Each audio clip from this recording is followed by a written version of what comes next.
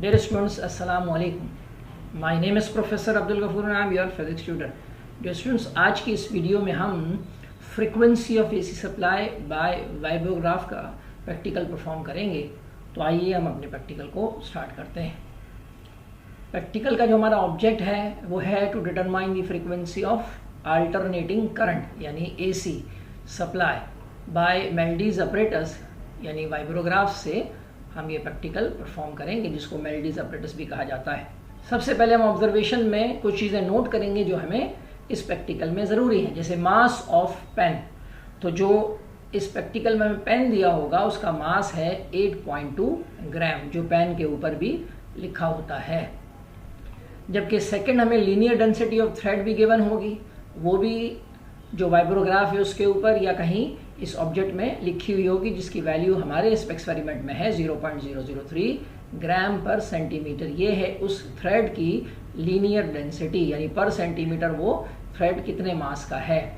और तीसरी बात जो हमें पता होनी चाहिए वो है वैल्यू ऑफ जी यानी एक्सेलरेशन ड्यू टू ग्रेविटी। क्योंकि सीजीएस सिस्टम की बात हो रही है, मास ग्राम में है, डिस्टेंस सेंटीमीटर में है, तो फिर जी की वैल्यू होगी 980 सेंटीमीटर पर सेकेंड स्क्वायर। और उसके बाद हमें एक ऑब्जर्वेशन कॉलम इस तरह का अपनी कॉपी में बनाना होगा।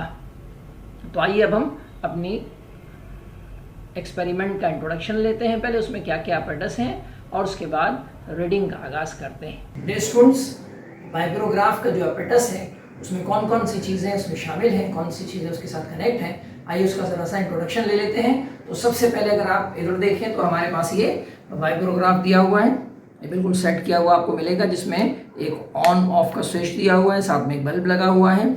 ये एडजस्टिंग स्क्रू है जिसने स्टूडेंट्स ने इसको कुछ नहीं करना है। यहाँ एक सोलिनॉइड लगा हुआ है जिसके साथ एक मैग्नेट है और साथ में इसके अंदर रॉड लगी हुई है। जब अल्टरनेटिंग करंट आता है तो ये रॉड मैग्नेटाइज होती है, अल्टरनेट यानी नॉर्थ और साउथ पोल इसके एक्सचेंज होते हैं, जिसकी वजह से इस मैग्नेट और इस रॉड के मैग्नेट की वजह से ये ऑसिलेट करती है और धागा भी इसके साथ चलता है। जो धागा आपको दिया हुआ है इसका पर यूनिट मास आपको गिवन होगा, ये हमने पहले से ही नोट कर लिया था। इस धागे का अगर दूसरा एंड देखें तो यहाँ इसका जो दूसरा एंड है उसको हमने यहाँ स्टैंड के साथ जो पुली लगी हुई है उसके साथ फिक्स किया हुआ है, और पुली के साथ हमने यहाँ एक पेन लगाया हुआ है जिसका मास हमने पहले ही नोट कर लिया है 8.2 ग्राम। इसके अंदर भी हमें मास रखना होगा जब हम रीडिंग लेंगे। अब ज़रा यहाँ देखें तो आपको मेजरिंग के लिए एक मीटर स्केल दिया हुआ है और मार्किंग के लिए 2 ऑप्टिकल स्पिन दी हुई है सब, जबकि वेट पेन में रखने के लिए डिफरेंट प्रैक्टिकल्स कॉलेजेस में डिफरेंट वेट रखे जाते हैं according to the mass per unit length of thread. तो यहाँ हमने 1 ग्राम, 2 ग्राम और 5 ग्राम को यूज़ करना है। तो आइए फिर इसके लिए हम रीडिंग लेते हैं। स्टूडेंट्स, हमारे पास 2 ग्राम का मास है जिसको हम पेन के अंदर रख देंगे, तो मास इन पेन हो गया 2 ग्राम्स। और फिर इसके बाद हम यहाँ ऊपर आने के बाद यहाँ अपने वाइब्रोग्राफ को स्विच की मदद से ऑन कर देंगे। तो जैसे ही हमने वाइब्रोग्राफ को ऑन किया, इस रॉड ने ऑसिलेट करना शुरू कर दिया, जिसकी वजह से इस थ्रेड के अंदर लूप्स बनना शुरू हो गए। आपने नोड को ढूंढना है, तो आप देखिए कॉर्नर के लूप्स को छोड़ने के बाद ये हमारी पहली नोड है, यहाँ मैंने अपने मार्किंग को सेट कर लिया। इसके बाद इस नोड के बाद जब यहाँ गए तो ये हो गया एक लूप, फिर इस नोड पर आए तो ये हो गए 2 लूप्स, और फिर नेक्स्ट नोड पर अगर हम इसको सेट करें तो ये हो गए 3 लूप्स। अब इन तीनों लूप्स को हमने स्केल से मेजर करना है। तो स्केल को मैंने 0 पे सेट कर दिया पहले मार्क के ऊपर, और सेकंड मार्क पर मैंने रीडिंग नोट करनी है, तो ये हो गई 56.0 सेंटीमीटर। तो डियर स्टूडेंट्स, ये हमारी पहली रीडिंग 2 ग्राम्स के लिए, इसको हम ऑब्जर्वेशन कॉलम में लिख लेते हैं। पहली रीडिंग में हमने मास इन पेन, ये तो m1 की वैल्यू है मास ऑफ पेन, और मास इन पेन हमने रखा था 2 ग्राम। तो m1 और m2 को हमने ऐड कर दिया, यानी 8.2 + 2 ये हो गया 10.2 ग्राम, ये हो गया 10.2 ग्राम, ये हो गया कैपिटल M की वैल्यू। नंबर ऑफ लूप्स जो हमने ऑब्जर्व किए थे नंबर ऑफ लूप्स को वो थे 3, और उसकी लेंथ जो हमने मेजर की थी वो थी 56.0। अब हमने एक लूप की लेंथ मेजर करनी है, क्योंकि हमारा जो फार्मूला है फ्रीक्वेंसी का उसमें एक लूप की लेंथ रखनी होगी। तो हमने 56 को जितने लूप हमने लिए थे उससे डिवाइड कर देंगे। तो यहाँ हमने चूंकि 3 लूप्स लिए हैं तो 3 से डिवाइड करेंगे। अगर हम 2 लूप्स लेते तो 2 से डिवाइड करते, 5 होते तो 5 से डिवाइड करते। जैसे ही 56.0 को हमने 3 से डिवाइड किया तो ये हमारे पास एक लूप की लेंथ आ गई। अब इस एक लूप की लेंथ को और जो गिवन डेटा है इसको हम फ्रीक्वेंसी के फार्मूले में कैलकुलेशन के अंदर लिख लेंगे। ये हमारा फार्मूला जो आपको ऑब्जेक्ट में एग्जाम के अंदर गिवन होगा। तो उसको लेट सपोज हमने F1 का नाम दे दिया। इसमें जो L है वो है हमारे पास 18.7, कैपिटल M की वैल्यू जो टोटल मास था 10.2 वो है, G की वैल्यू 980 यहाँ पर लिखी हुई है, और म्यू की वैल्यू लीनियर डेंसिटी 0.003 ग्राम पर सेंटीमीटर है। तो इन तमाम वैल्यू को जब हम सब्स्टिट्यूट करेंगे तो कुछ इस तरह से सिचुएशन आ जाएगी। और 18.7 को 2 से मल्टीप्लाई कर दिया तो ये हो गया 37.4, और ये जो पूरी अंडर रूट है ये वाली वैल्यू हमने इसको यहाँ लिख लिया। और जब 1825 को डिवाइड किया हमने 37.4 से तो ये आ गई पहली रीडिंग, यानी F1 का आंसर 48.8 हर्ट्ज। इस वैल्यू को हमने यहाँ F के कॉलम में लिख लिया। अब आइए मास ऑफ पेन को चेंज करते हैं और रीडिंग नंबर 2 नोट करते हैं। स्टूडेंट्स, हमने 2 ग्राम की रीडिंग ले ली है। अब इसमें एक 1 ग्राम और ऐड कर दिया तो टोटल मास इन पेन हो गया 3 ग्राम्स। अब इस 3 ग्राम के ऊपर हमने दोबारा से इस माइक्रोग्राफ को ऑन करना है। अब देखिए लूप की साइज जो है वो चेंज हो गई है। जैसे ही मास ऐड हुआ साइज ऑफ लूप बदल गई।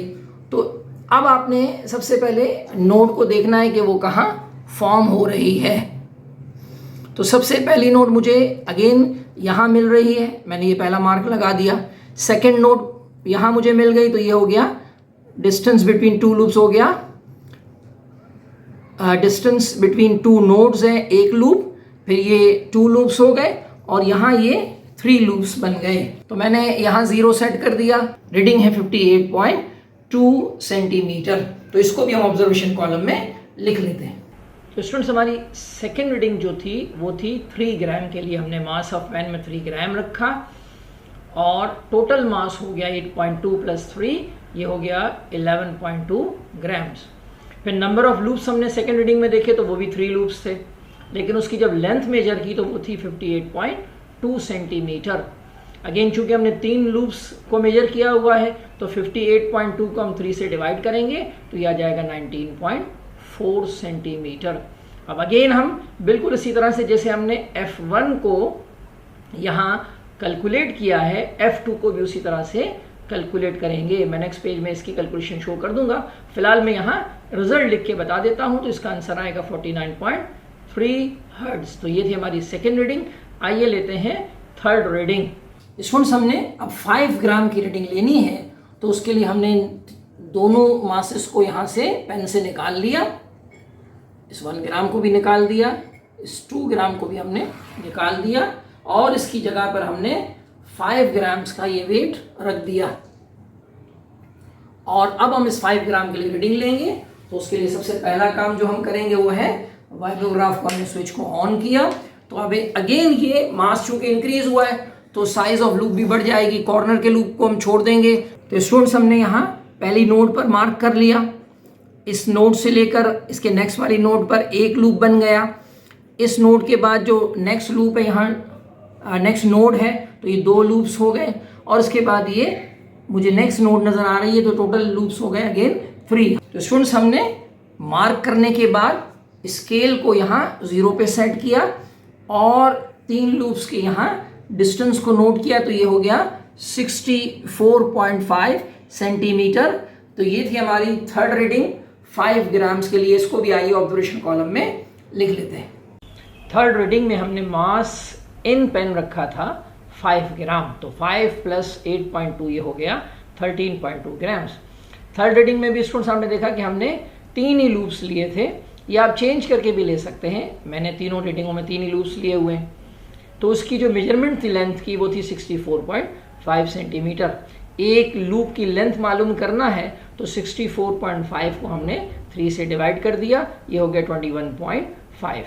अब F3 मालूम करेंगे इसी फार्मूले को यूज़ करते हुए जो यहाँ लिखा हुआ है, और इसी मेथड से हमने ये सारी वैल्यू सब्स्टिट्यूट कर दी, तो आंसर आया 48.3 हर्ट्ज़।